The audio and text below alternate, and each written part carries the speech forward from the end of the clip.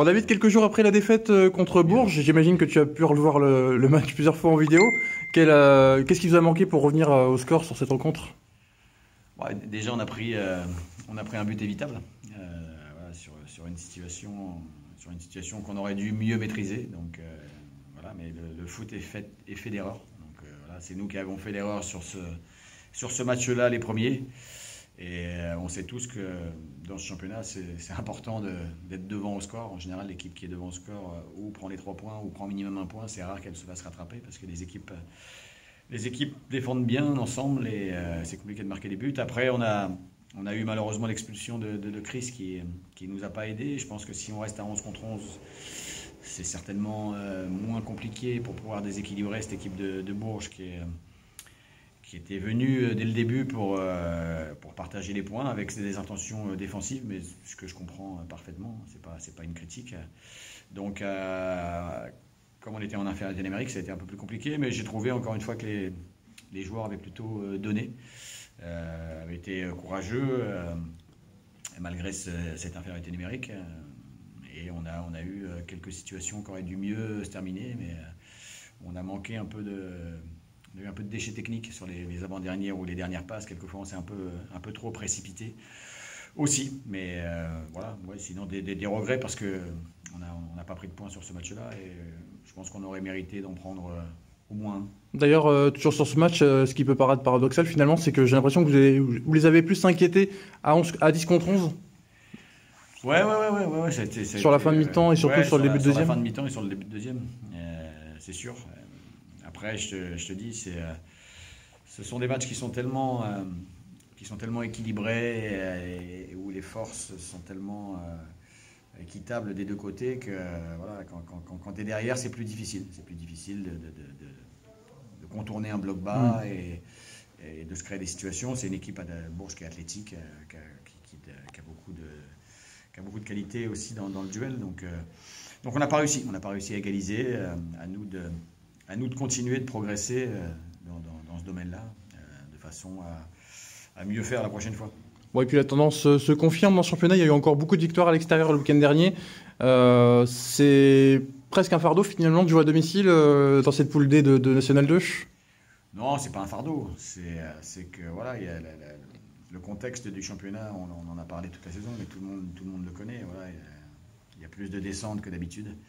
Donc les clubs et les staffs techniques sont amenés à prendre un peu moins de risques que les autres années. Donc ça donne des rencontres un peu plus fermées, notamment spécialement dans notre poule à nous. C'est la raison pour laquelle je pense que c'est difficile pour tout le monde de pouvoir s'imposer à domicile, parce que contre des blocs bas, voilà, il faut un peu de réussite aussi, qui nous a un peu fui, pas sur ce match-là, mais sur les autres matchs avant. Donc mais bon, c'est comme ça, c'est le championnat et il faut qu'on continue de bosser et qu'on continue de prendre des points, nous en tout cas, dans notre championnat pour pouvoir vite atteindre le nombre de points qui nous permettra définitivement de rester dans le championnat l'année prochaine. Et donc ce week-end, déplacement à Romorantin, c'était l'ancienne équipe en forme du moment. Là, il reste sur deux résultats sans victoire, un nul, une défaite. Match aller, ça avait été compliqué. Vous en sortez d'ailleurs plutôt bien en gagnant ce match 1-0. J'ai pas ce souvenir-là. Ouais. Je crois qu'à 1-0, on loupe un penalty. Oui. Donc, et ils font un poteau. Oui, sur la fin. Ouais. Sur la fin, mais je veux dire, à 1-0, quand on était à 0-0 et 1-0, je trouve qu'on a été plutôt. On méritait plutôt d'être devant et on aurait dû définitivement sceller le sort de ce match avec le penalty qu'on rate. Donc s'il y avait eu 2-0, je ne pense pas qu'on serait en train de parler de la dernière action de Romo. Donc, ceci dit, c'est une équipe de qualité. Voilà, ils avaient fait une belle 20 bonnes dernières minutes. Ils avaient un peu bousculé aussi. Et puis leur série de 6 matchs, 6 victoires, elle a été impressionnante parce qu'ils ont joué des équipes de qualité. Et quand tu vas mettre 3-0 aux Herbiers, c'est qu'il y a de la qualité dans ton équipe. Mais bon, comme toutes les équipes de cette poule, c'est difficile de trouver des équipes en dedans. Donc, ouais, parce que même des équipes comme Vierzon, elles perdent chez elles, mais à la dernière minute, dernière seconde, parfois même. Donc, ouais, et puis c'est une équipe qui nous a créé des soucis aussi. Donc, oui. Donc ce championnat est de qualité, mais nous aussi on a des qualités. Il faut pas non plus l'oublier. Même si on n'a pas fait de grosses séries, on a quand même été pour l'instant relativement équilibré et constant. Donc il faut que nous aussi on soit conscient que voilà, on a bien existé dans le championnat. On a plutôt eu des performances intéressantes. On n'a pas peur d'aller à Romo, on les respecte, on n'a pas peur d'y aller. Et aussi bien nous mettre dans l'esprit qu'il faut qu'on termine ce championnat de la meilleure façon. Il faut qu'on termine le boulot, surtout, encore une fois, en prenant les points, le plus possible de points pour pouvoir nous maintenir.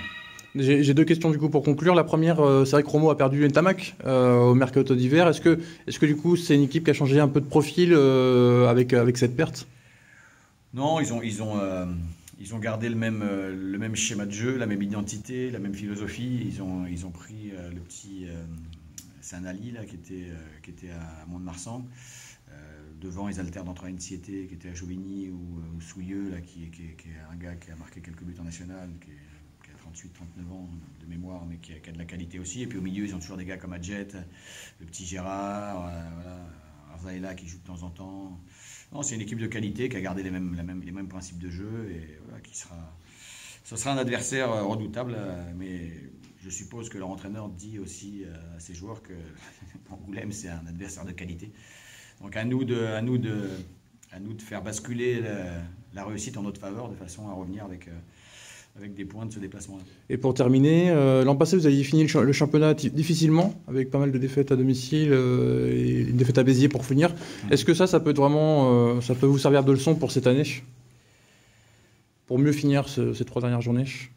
Ouais, peut-être, je sais pas. Les années sont différentes. Donc là, non, moi, c'est pas ce que j'ai en tête aujourd'hui. Ce que j'ai en tête aujourd'hui, c'est qu'on a, encore une fois, on a commencé, on a vécu des bons moments ensemble depuis le début, on a bien bossé ensemble depuis le début.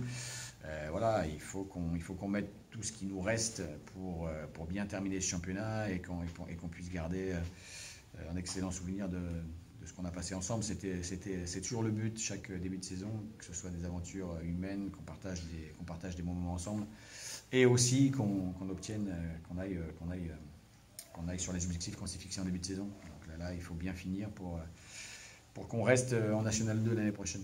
Ça marche. Merci.